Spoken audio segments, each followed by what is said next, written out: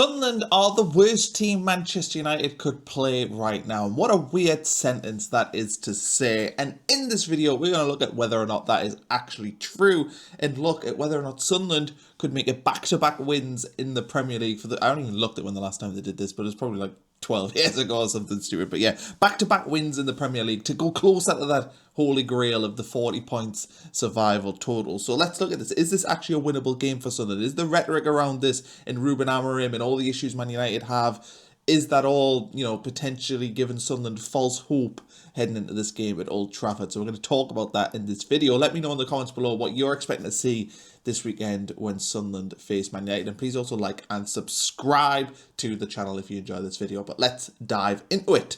So firstly, let's talk about how Manchester United play, because I think there's probably one word to describe them, and that is chaotic. They are a team that has a weird and wonderful style of play, a manager who is very determined to play this sort of 3-4-3, 3-4-2-1, however you want to look at it, formation.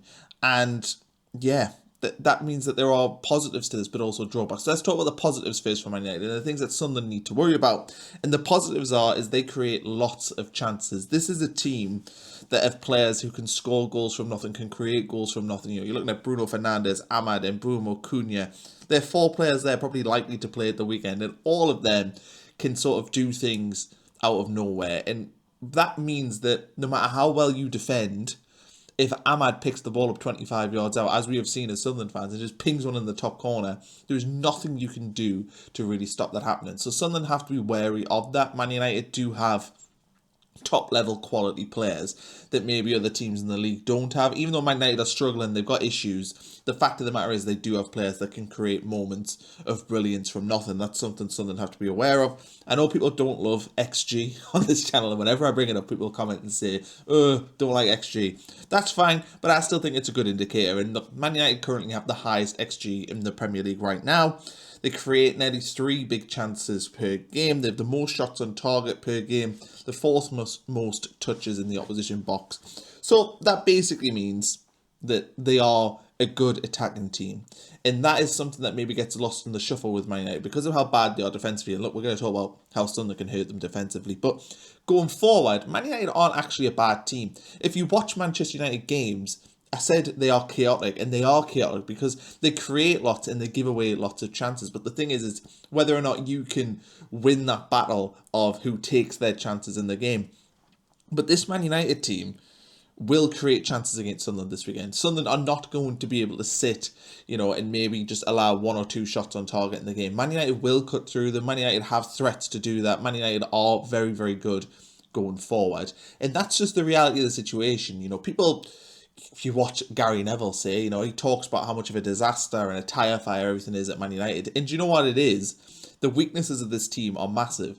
But actually, Amorim's system and the way they play and the attacking threats they have are still a massive concern for me heading into this weekend. That's something that Sunderland fans should be worried about because they do have a lot of offensive weapons that can hurt us in this game. They've got plenty of depth as well. So we should have some optimism. I'm going to talk about why we should have some optimism, but I just think it's important to address the fact that this Man United team isn't an 11 full of donkeys who are incapable of kicking a ball. This is a Man United team that create a lot of chances, have ways of hurting you, and will have threats against us this weekend. They will create a lot of chances against us, 3, 4, 5 chances, to score goals, and have them, abilities to sort of score goals from nothing. But let's talk about the other side of it. And why we should feel, as Sunderland fans, optimistic about winning this game of football is Man United's defence and their defensive system is horrific. Like, absolutely horrific. You look at the way that Sunderland defend and how Sunderland are organised and how Sunderland play.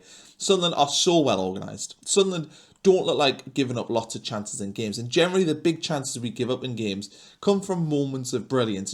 I've talked about on this channel the fact we are giving up 1 or 2 big ones in a match. But a lot of the time, that is largely due to the opposition just having a moment of brilliance. Like, there's nothing you can do, say, at the weekend when Chris Wood missed that header to maybe equalise for Forest. The cross is absolutely perfect, and that can happen in the Premier League. Hutchinson just pings a beautiful ball in. There's nothing you can do to defend that. We saw that the goal we conceded against Brentford as well. It's the quality of the cross that means the header is there to be won. And that can happen in games of football. But I think Manchester United's defending in the transition and their defending from set pieces and the weakness of their goalkeeper are massive pluses in the box for Sunderland. These are things that Sunderland are built to sort of take advantage of. Manchester United, if you watch the goals that they concede, generally follow a similar pattern. It is either transitional goals or it's goals from set pieces. And what are Sunderland good at? They are good at scoring goals in transition and hurting teams from set pieces. And that is so important. We are built for games like this where we can sit in and be defensively structured. And look, I am not saying that Sunderland should sit 11 men and play in a low block and frustrate Man United for 90 minutes. Like, that is not how you win this game of football. How we win this game of football is being organised, not giving Man United space, but utilising those moments to hit Manchester United on transition. And I think so far this season, particularly away from home, we've not maybe been as adventurous as we need to be to win the games of football and create chances. And this weekend we have to show that, because if you see the way that Brentford beat Manchester United last weekend, that is the way that we can beat Manchester United this weekend, because the defence, the lack of physicality there, the slowness of it.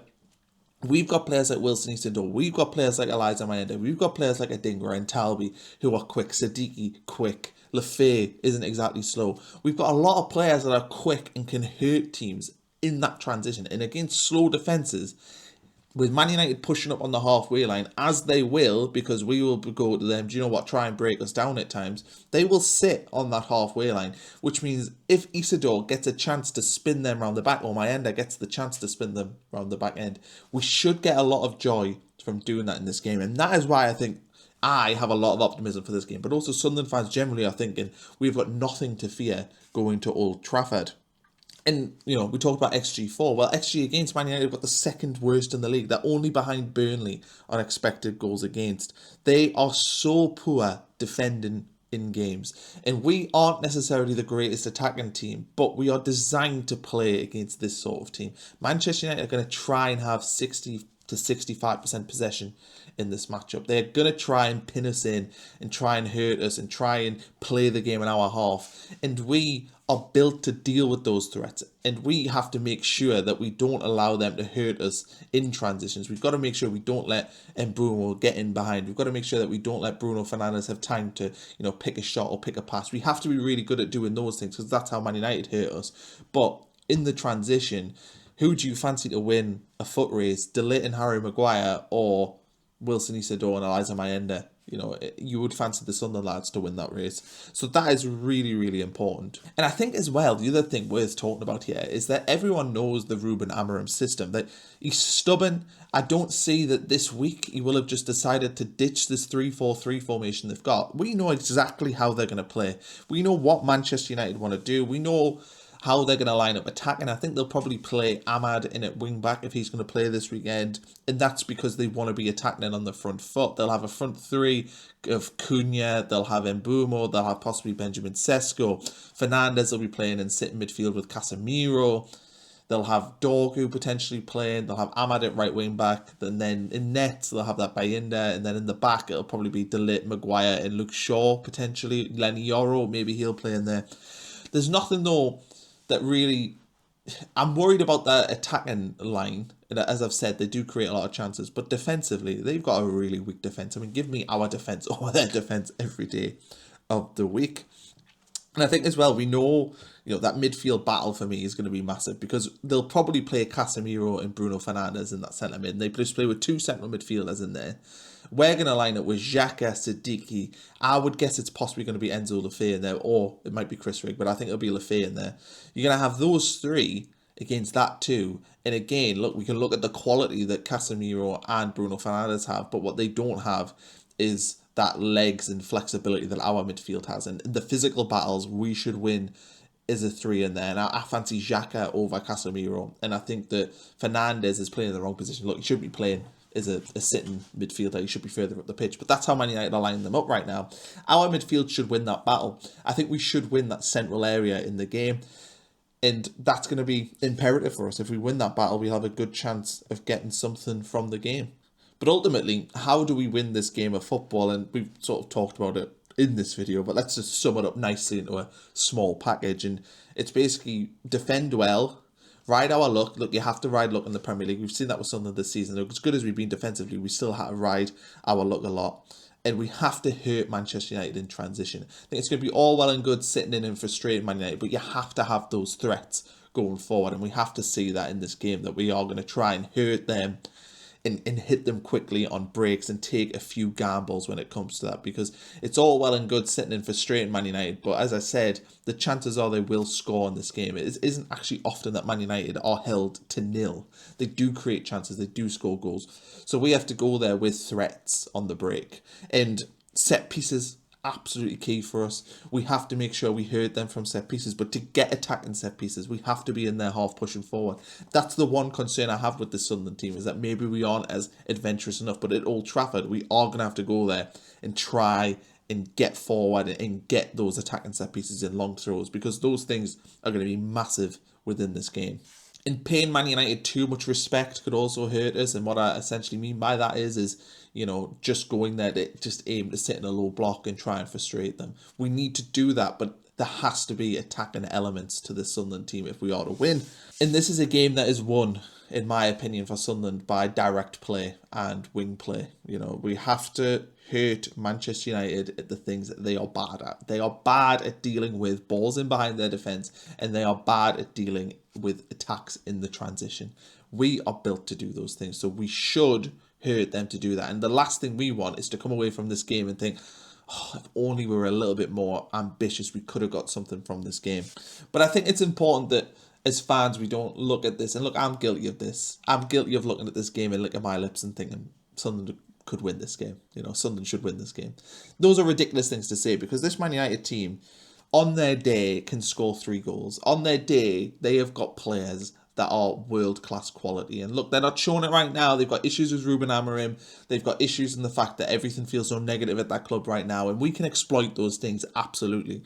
But I think that we as fans have to sort of take a deep breath and go, do you know what? Like, getting a draw at Old Trafford isn't a bad result, you know, and those are the things that are important to remember, because I think we are getting a little bit excited, and it's just a case of, you know, remembering that these have got really, really top players who can hurt you. They can have moments of brilliance. You know, Bruno Fernandes can do amazing things, and Bruno can, Ahmad can, Cunha can. They've got a lot of players that can just hurt us without us doing anything wrong, and those are the things we have to remember going into this. And look, we know the state of play at Man United. We know that Ruben Amorim's hanging on for dear life, and we know that we could be the team to put the final nail in that coffin. And I have every reason to think that we can be the team to do that. And I am excited to see how we line up in this game. I think this is a game I've probably been most looking forward to watch so far this season, because it feels like a little bit of a free hit, but it feels like we are built to go to Old Trafford and potentially get something. And look, at my life, I think Sunderland have won one game there in the league. I think we had Seb Larson score a goal there in the Great Escape. Yeah, we beat them obviously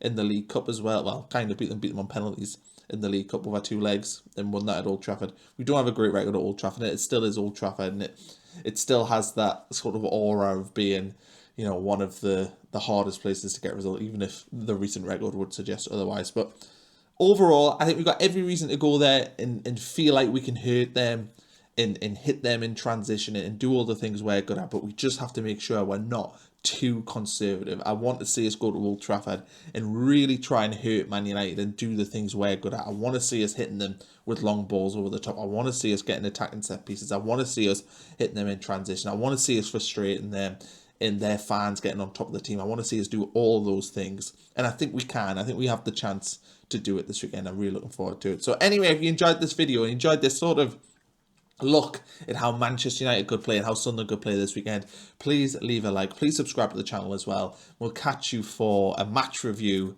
on Saturday evening, which I am hoping is going to be a joyful occasion. So we'll be live on the channel then. We've got loads of interviews as well coming up over the next couple of weeks, which is exciting as well. Looking forward to the international break and getting some reflective content on Sunderland's start of the season. So hopefully you can join me for that. Thanks for watching as always though, and we'll see you for another video very soon.